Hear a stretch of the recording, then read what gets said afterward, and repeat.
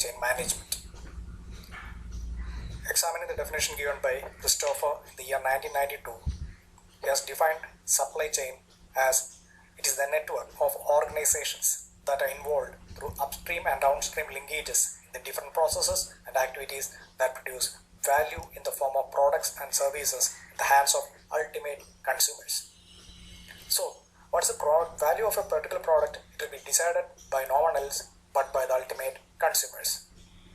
Second definition, much more elaborate one as given by Christopher, is that of a supply chain research group based at University of Tennessee and mentioned by Menzer 2000. The systematic strategic coordination of the traditional business functions within a particular company and across businesses within the supply chain for the purpose of improving the long-term performance of the individual companies and the supply chain as a whole. So it is treats as a single company and also inculcation or what we can say involvement of more than one companies and adding value to the services provided by all the individual companies. Now we'll move on to the discussion of features of supply chain management. First one is superior customer value. There is no doubt in saying that customer is the one who is placed at the most first prior importance is given to customer. The ultimate objective of supply chain management is to fulfill customers' requirements in cost-efficient manner as well as a better way than the rivals. When it comes to cost saving, they must always in a way done so that there is no dearth of a demand for the product and also customers' requirements are met, and also that cost of production is kept at bay and the service is provided in a manner which is far better than their rivals. Secondly, single entity. Supply chain management is about inter and intra-firm process integration that requires a variety of planning and control mechanism across the supply chain. For this purpose, supply chain management is always viewed as a single entity. Coming to the third feature of supply chain management from the inventory perspective. Usually inventory is treated as a storage of goods, and whenever there arise demand, these stored goods are sent to the ultimate customers. In supply chain management, inventory is viewed in the perspective of speedy flow and a buffer to be used as a last resort after ensuring proper information sharing and coordination. Improving flexibility, reducing replenishment cycle time, reducing uncertainties without keeping safety stocks, enhancing market responsiveness, capability, and improving quality are some of the key perspectives of inventory in the area of supply chain management. Now the fourth feature is strategic orientation. Supply chain management is not viewed from an operational concept but from the strategic concept. The orientation of decision in the supply chain is viewed strategically rather than viewing it as an operational one. Example, rather than being concerned with just sourcing trucks from the market, one could consider long-term contracts with the transporters. In fact, Reliance Group, they are having their own logistic service providers. That is, trucks. They have their own trucks with which they provide outbound and inbound logistic services by which goods are provided to the godowns or the retail outlets. The next point regarding feature of the supply chain management is a flexible approach.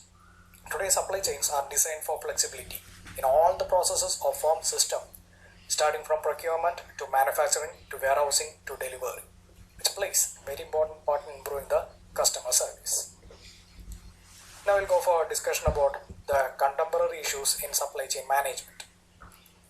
We are all knowing about the globalization of the world economy, the diversity and complexities of environmental factors influence and which influence a firm's strategies and approach. These firms are experiencing different sets of issues and challenges in the marketplace owing to the very concept of globalization. Understanding and managing the greater complexity and risk inherent in the global environment requires different approaches towards supply chain integration, strategies and structure. Various issues and challenges are there in supply chain management. These issues and challenges arise when firms have to compete among themselves to sustain growth, achieve long-term performance, gain and leverage differential advantage. Now, what are all these issues and challenges? First of all, minimizing uncertainty. Uncertainty is inherent in every business area. In the case of supply chain management also, uncertainty arises due to unreliability of vendors, process uncertainty, and demand uncertainty. Process uncertainty arises as a result of internal processes. Demand uncertainty arises due to rapid changes in the taste and preferences of consumers, and they have to be met.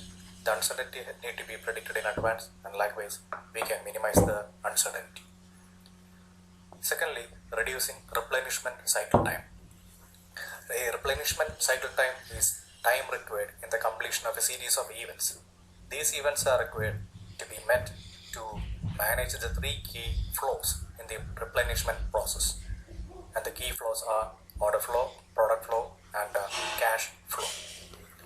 And the focus of supply chain management is largely towards reduction of this replenishment cycle time of all kinds of goods, right from the stages of procurement, conversion them into finished goods, and distribution of that finished goods by faster modes of transport through better planning practices and process technologies. Third comes minimizing the number of linkages or stages in the network. In supply chain, no firm can work in isolation. It has to coordinate with other firms, and as coordination increases, there comes the increase in linkages or stages in the network. On a real-time basis, when products are to be made available, there is a complex network of processes, and the firms getting involved for goods and services flows. Now, these linkages or stages, as it goes on increasing, it will definitely lead to cost of production getting increased. This can be met by reducing the number of stages for unification of tasks, avoidance of duplication of activities and processes, and better coordination. And lastly, successful implementation of decision is another important critical challenge that needs to be addressed by supply chain management. Fourthly, improving flexibility. In a dynamic market scenario, supply chain needs to be flexible. It must be able to respond quickly to the changing demand pattern on a real-time basis, and that in a cost-efficient manner. Flexible supply chain management reduces setup or changeover times.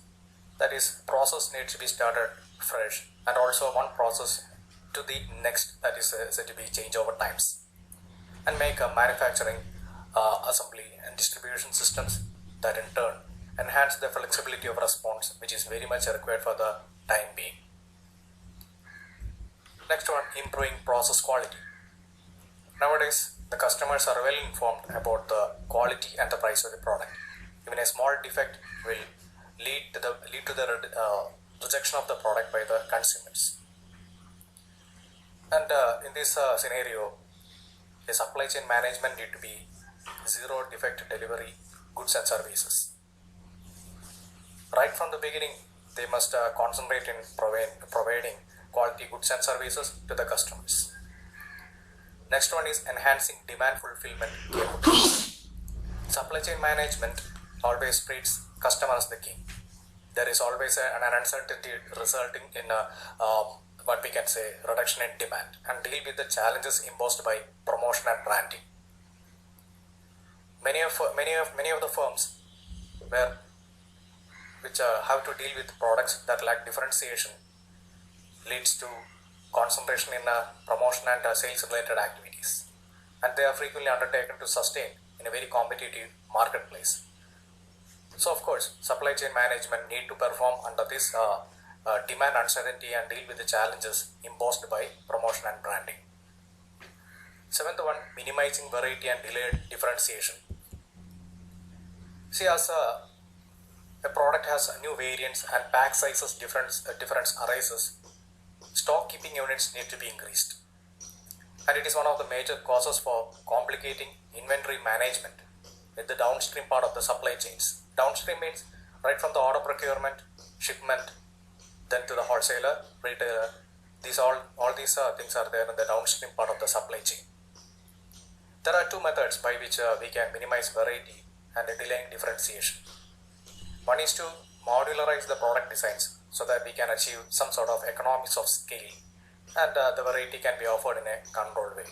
Secondly, value addition through product differentiation should be postponed as far as possible, so that customers' needs can be met precisely without holding committed stock in the entire chain. The holding of stocks in godowns can be avoided to a large extent by delaying the value addition to the existing product. Internet is accessible to every common man, which has resulted in the customers referring to a particular website and getting the products what they want at the prices which is affordable to them. So necessarily, supply chain must focus on the customer. Manufacturer need to precisely find out what a customer want, then the ways by which it should be packed and where it should be shipped. The internet supply chain, when it comes to question, it's a means of communicating and doing business with the suppliers as well as the customers. Now, what are the benefits of web-enabled supply chains?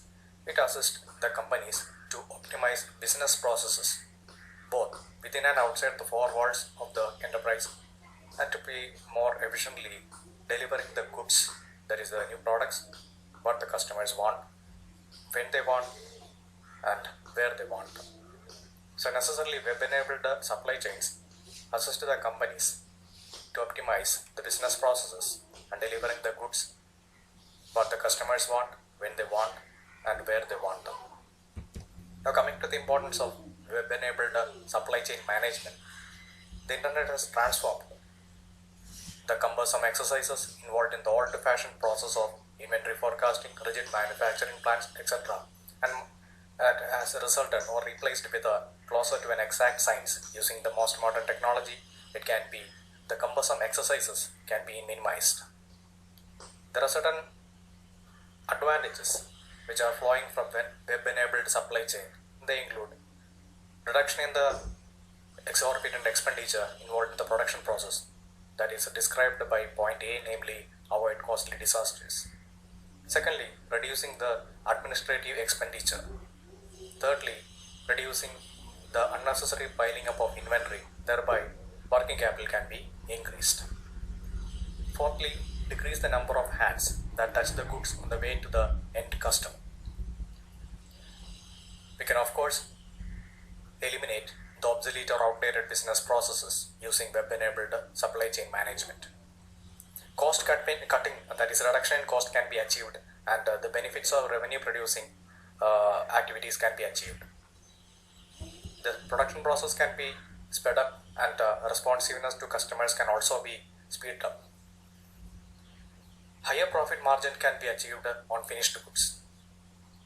So, web-enabled supply chain management leads to effective integration of an organization's supply chain, which can save millions, improves customer service, and reduce inventory.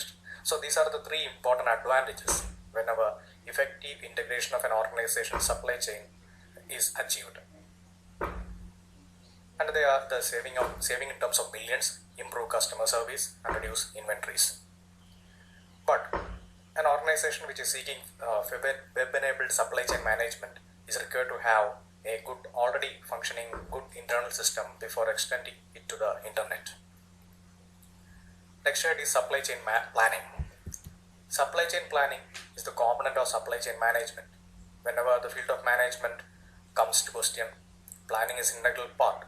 It follows suit in the case of supply chain planning, supply chain management as well. It is involved with predicting feature requirements to balance the forces of demand and supply. Supply chain management is broken down into the stages of first one planning, secondly execution, thirdly shipping. Supply chain planning and supply chain execution are the two categories of supply chain management software. First of all, supply chain management. Supply chain management products may include supply chain modeling and design, distribution and supply network planning.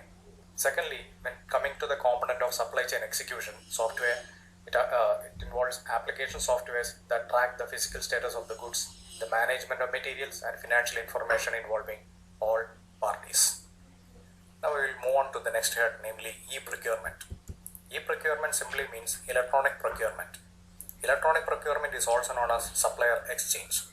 This happens at three important interfaces, namely B2B, that is business to business, business to consumer, and lastly business to government, otherwise known as B2G.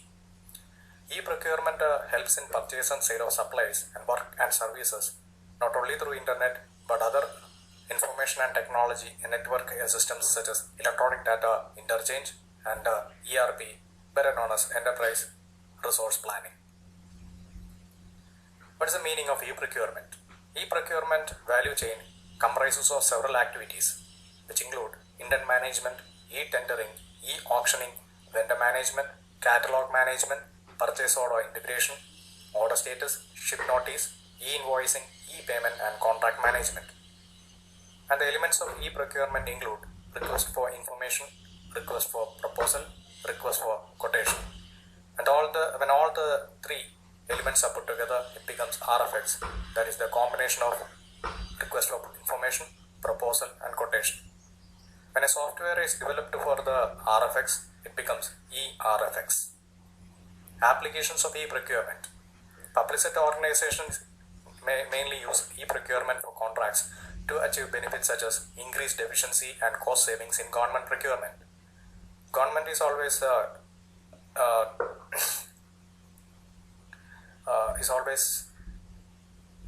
noted for corruption activities, namely improved transparency and the application of e-procurement. When it comes to question, it improves transparency in procurement services. E-procurement public sector undertaking is emerging internationally. Already initiatives have been undertaken in Singapore, USA, UK, Malaysia, Australia, European Union, and Kazakhstan. Whenever e-governance projects are undertaken, e-procurement element is also added to it. E-governance is aimed at providing better service to citizens and businesses in the realm of digital economy. For instance, Singapore's GEBIS, it was implemented as one of the programs under its e-governance master plan. What are the benefits of e-procurement? First of all, it enables intent management. Secondly, it helps in e-procurement and e-auctioning. Thirdly, purchase order integration is made easy using e-procurement. E-payment is made easy using the platform of e-procurement. It ensures speed in purchasing, and of course, it ensures transparency in purchasing. We will now move on to third important head, namely knowledge repository. When we check the literary meaning of repository, it simply means a place for storage or safe custody. When we are having a lot of information, we need a storage for such information collected. A knowledge repository is simply a computerized system that systematically captures, organizes, and categorizes an organization's knowledge. A knowledge repository can be searched and quickly retrieved. Retrieved means simply getting back the information from the area where it is stored. A knowledge repository can take many forms to contain the knowledge. For instance, firstly, a customer database is a knowledge repository of customer information and insights or electronic explicit knowledge. Secondly, simply a library. Library is a knowledge repository of books. It's in a physical form. We can access a library and get all the books we want, provided we are having a membership in that library. Thirdly, panel of experts. A panel of experts is a knowledge repository of tacit knowledge or experience. Experts are having in-depth knowledge of a particular subject. So they can provide the necessary knowledge or experience, and they can also be treated as a repository or storage of knowledge. The nature of repository changes to contain type of knowledge it is envisaged to hold. A repository is designed to get the knowledge that it holds. A repository, it is required to have some rules of structure, classification, taxonomy, record management, etc. to facilitate user engagement. Now going to dynamic knowledge repository. Engelbart defined that a true exemplary dynamic knowledge repository emerges and evolves as a result of best practice and conventions for working collectively, supported by enabling tools designed to facilitate the collective work in a way that optimizes the capture, organization, and enhance the utility of the repository. What Mr. Engelbart wants to convey is that the best practice and conventions is required for working collectively. It should be supported by tools which enables in facilitating collective work that optimize, or rather we can say, economic way of collecting organization and enhance the utility of the repository. Now we move on to the discussion on key features of knowledge repository. First one is centralization. Knowledge repository provides a centralized location wherein a wide variety of digital courseware and content gathered can be stored. In this centralized location, the data or information gathered can be tagged, shared and commented, that in a global manner within one consistent interface. Content management. The richness of learning content can be enhanced by including AV files, simulations, data learning modules, articles, blogs, YouTube videos, etc. The content can be searched using keywords, learning outcomes and other mediums. Savings in cost. A lot of cost can be saved by way of reducing the cost in training and education by making affordable course materials accessible, the reducing the need for classroom training and stimulating productive informal learning. Access control. The access to any repository can be regulated by password authentication and other security features. It involves safeguarding proprietary information and intellectual property. Some knowledge repositories employ DRM, that is digital rights management, to protect and monetize intellectual properties in the market. Record management. Repositories can be integrated with learning management system. The integration of repositories enable to blend seamlessly with the learning and talent management programs. We will now move on to fourth head, namely data mining. Data mining is defined as extracting the information from a huge set of data. We all know that information is the refined form of data which is useful for our evaluation purpose. Data mining can also be defined as the mining of knowledge from data.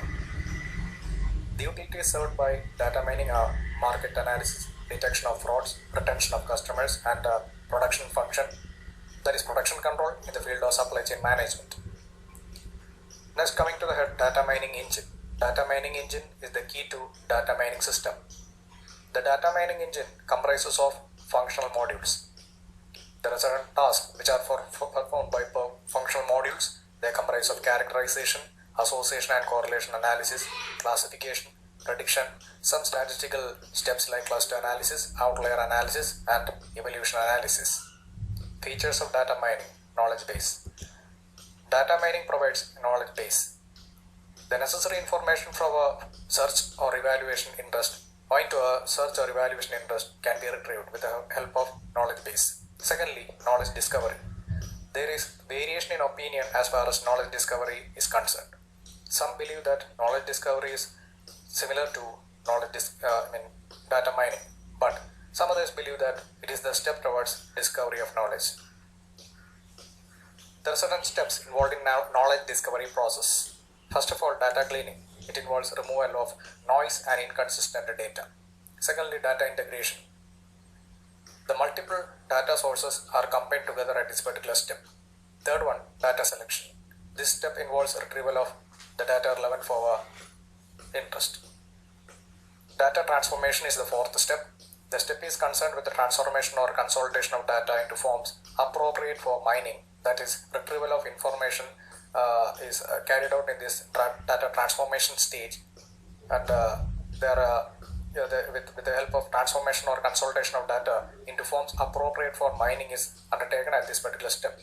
Fifth one is data mining. This step is aimed at application of intelligent methods to extract data patterns. The data patterns evolved in fifth stage are evaluated in the sixth stage. Seventh step, knowledge presentation. The last step, the knowledge derived is presented in an appropriate form. Fifth head we need to discuss is more commonly known by the name social media. We are all resorting to social media in one way or the other. What is the standard definition of social media? Social media are actually computer-enabled interactive technologies that facilitate the creation and sharing of information, ideas, career interest and other forms of expressions via virtual communication and networks. So in a virtual platform, we share our information, thoughts, ideas, career interest, all these are shared through the medium called social media. Social media is a broader sense, in a broader sense, are interactive internet-based applications. Now, in the field of supply chain management, what are the applications of social media? We will discuss that ahead. User-generated content such as text posts or comments, digital photos or videos, data generated through online interactions can be effectively shared using the social media platform. Service-specific profiles can be evolved, or it can be made through the medium called social media. Now, online social networks can also be developed with the help of social media.